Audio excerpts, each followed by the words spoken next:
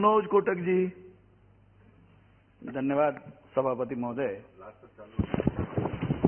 गोपाल शेट्टी जी ने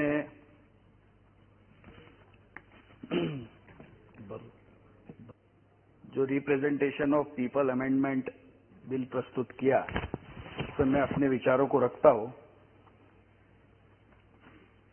गोपाल जी ने अपनी बात को रखने के समय परसेंटेज और सीट्स, इनके तालमेल को तो सामने रखा, लेकिन हमारे मित्र खलीक साहब अभी वैल्यूज की बात कर रहे थे और मैं वैल्यूज की बात से ही शुरू करूंगा कि इस सभागृह के अंदर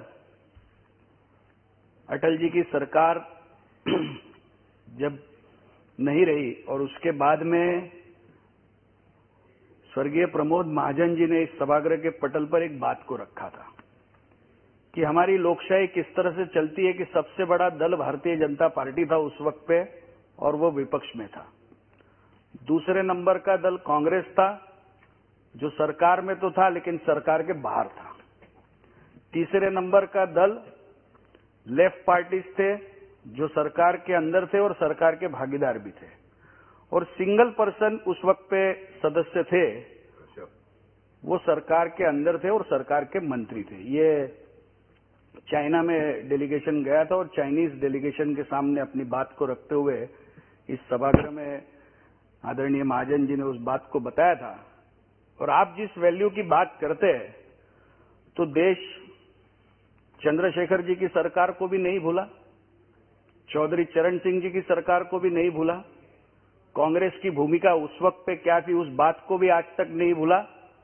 और आप जब वैल्यू की बात करते हो तो गोपाल शेट्टी जी का जो मुद्दा है ये इसी मुद्दे पे आधारित है कि जब कथनी और करनी में फर्क हो जाता है तो कथनी और करनी को सही कैसे करना चाहिए, उस बात के आधारित ये मुद्दा है।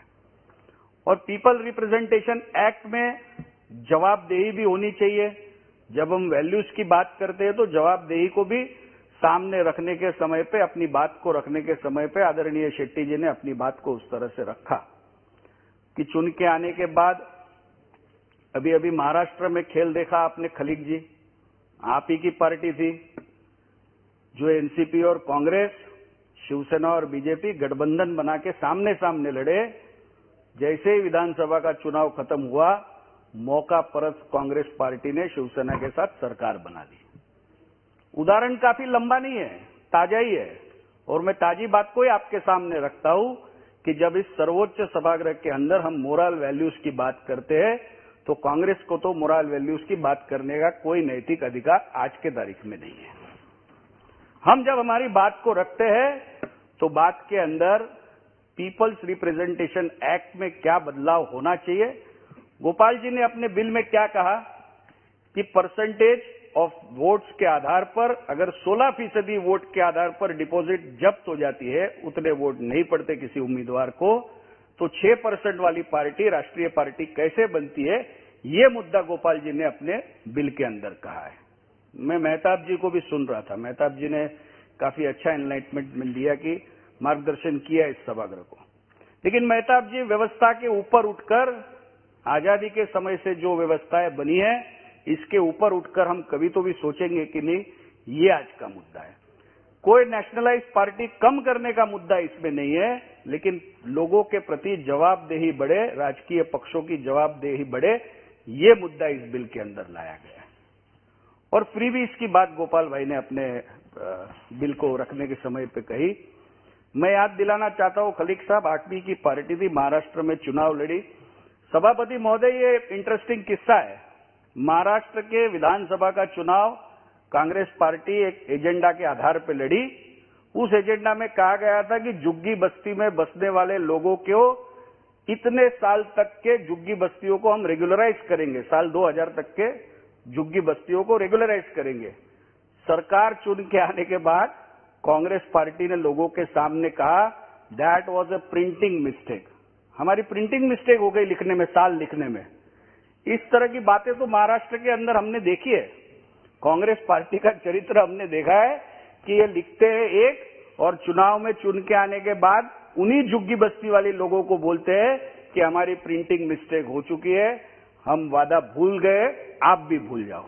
इस तरह की बात को कांग्रेस ने हमेशा दोहराया है और निश्चित उसके सामने माननीय मोदी जी ने हाउसिंग फॉर ऑल जब कहा तो सामान्य आदमी को घर देने के लिए केंद्र सरकार हो, राज्य सरकार हो, अर्बन लोकल बॉडीज हो, सभी ने अपने कानून और नियमों में बदलाव करके लोगों को घर मुहैया करवाने का काम आज तक प्रधानमंत्री आवास योजना के अंतर्गत हुआ है, जिसकी मिसाल आपके सामने है।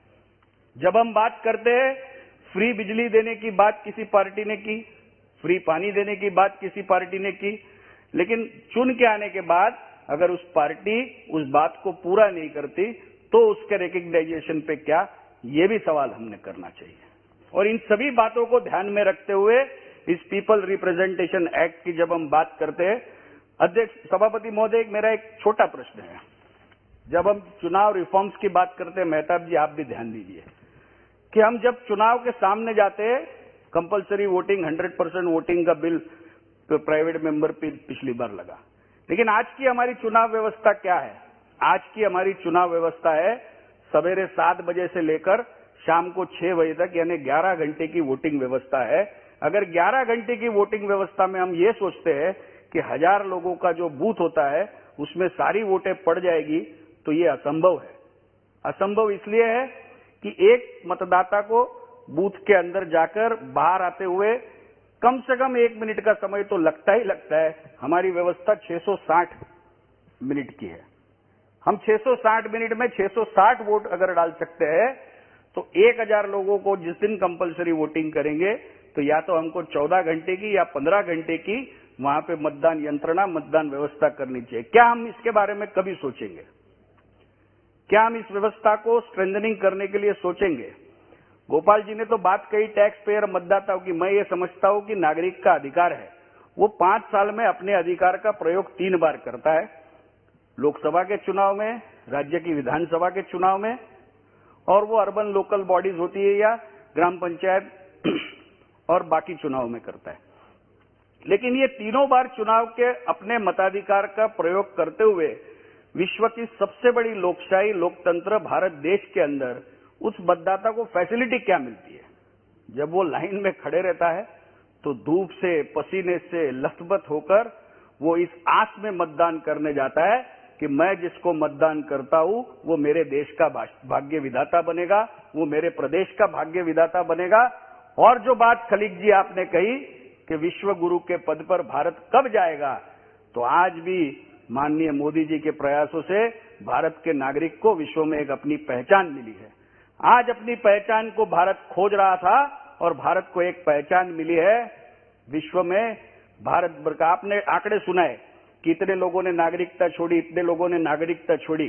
मैं आपको बताता हूं कि जो नागरिकता छोड़ने वाली बात आप जब कहते हैं तो उसके साथ साथ इस बात को भी आपने ध्यान में रखना चाहिए कि विश्व के अंदर हर तीसरा डॉक्टर आज भारतीय है, विश्व के अंदर हर दूसरा इंजीनियर भारतीय है, नासा के अंदर लगा के सारे क्षेत्र के अंदर भारतीयों का अपना डंका है। भारतीय नागरिक न केवल भारत के अंदर लेकिन विश्व के सभी देश के अंदर महत्व के पदों पे प्रस्थापित हुआ है। वो डॉक्टर हो, वो इंजीनियर हो, वो साइंटिस्ट हो, अपनी बात को बखूबी रखता है और ईमानदारी से अपना काम करता है। इसीलिए भारत विश्व गुरु के पद पे होने जा रहा है, ये उसका प्रमाण माप है।